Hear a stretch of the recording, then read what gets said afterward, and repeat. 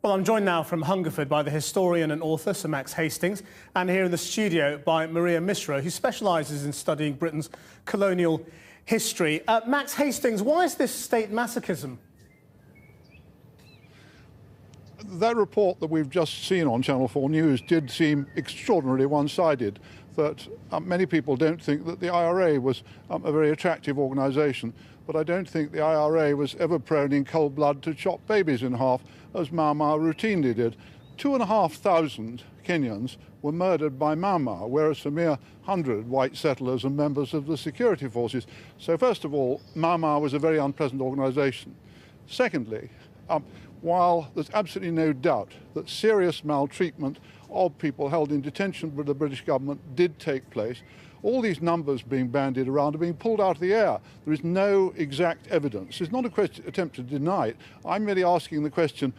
I was one of those who was very opposed to war crimes trials of people who committed war crimes in the Second World War, continuing after a certain span, because I don't think you can have justice after 60 years on the basis of oral evidence. I think a lot of this oral evidence is wildly unreliable.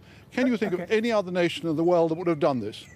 Maria Misra is here in the studio. Well, can you think of any other nation that would have done this? And what's the value of it? Well, I think, first of all, the British make a big deal about forcing the Japanese at every possible opportunity to apologise for their colonial crimes.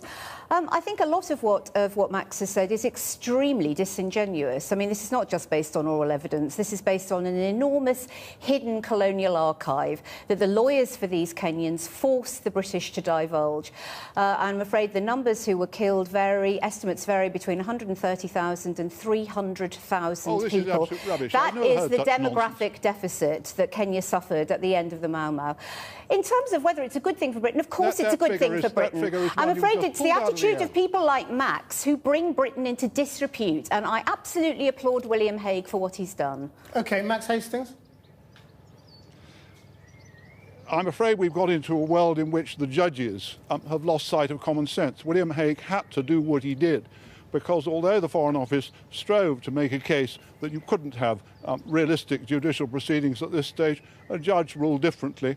There has been a lot of emotional pressure. The government had to give way. I repeat, I cannot imagine, although many terrible things were done in the colonial era, after 60 years, I can imagine no other nation in the world that would have paid out £20 million of taxpayers' money on what I persist in saying is still overwhelmingly oral evidence.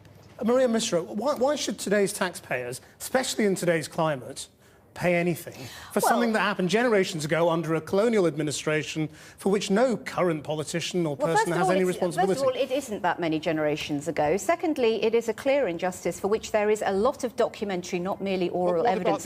And secondly, it's in Britain's interests to do it. It is in Britain's interests to do it. There's a lot of speculation that there was pressure from America. The British Foreign Office fought this case tooth and nail until May, and then they dropped it and they agreed to settle. And the reason they agreed to settle is they don't want all of this dragged out in open court. I think they'd rather leave it to the historians and let the bad news come out over time. And what do you say to Sir Max Hastings' question about what about the Mau Mau? Would you pursue them too? Well, the Mau Mau, of course, were a nationalist organisation. All nationalist organisations are divided. All anti-colonial movements are divided. They're not made up of saints. But to disparage them in this way, to talk about them killing babies, eating babies, I mean, this is silly World War I propaganda of the most ludicrous variety. Nobody would deny that the Mau Mau was divided amongst themselves and that they committed violence against other Africans. But nevertheless, every historian, serious historian who does work on this, agrees that this was a bona fide anti-colonial freedom movement. Are you a serious historian, Sir Max Hastings? Organisations in colonial history. This was one of the most brutal colonial organisations. What chance would descendants of the victims of Mau Mau have in a Nairobi court of claiming compensation against Mau Mau? Not much, I think. All right, let me just come to the question of precedent. Who else might want to go after the British government, Maria Misra? Well, I mean, I think that, as I say, this huge archive has come out, this hidden archive, which it's clear that British colonial authorities connived in hiding from the 50s onwards. And then in the 1980s, under the Thatcher governments, agreed to suppress all of this material again. Nearly 10,000 documents are coming out relating to 37 colonial societies. Give us some examples, briefly. I suspect the big ones will be Aden, Yemen, Cyprus and the Cypriot crisis, possibly more in Africa, but Botswana, the Chagos Islands, and the formation of Diego Garcia Base. There's a lot of evidence already that there were cover-ups here of maltreatment. So, Max Hastings, I mean, aren't we finally getting a little closer to the truth about Empire and what it did and what it represented? There is absolutely no doubt. One thing I would have to totally agree about is that any suggestion that where the British won colonial struggles, that they won by winning hearts and minds, is not true.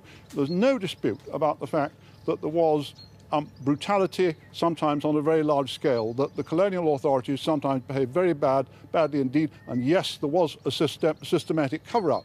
But my argument is based on the notion after 60 years, I do think it's right to leave this to the historians and not to the judiciary. And I say to treat Mau Mau, as I just heard Maria describe it, as a bona fide nationalist organisation. The atrocities of which Mau Mau were guilty were far more grievous than anything the British colonial authorities did. And the statistics you produce are ludicrous. On that note of discord, we'll have to leave it. Sir Max Hastings, Maria Mishra, thank you very much indeed.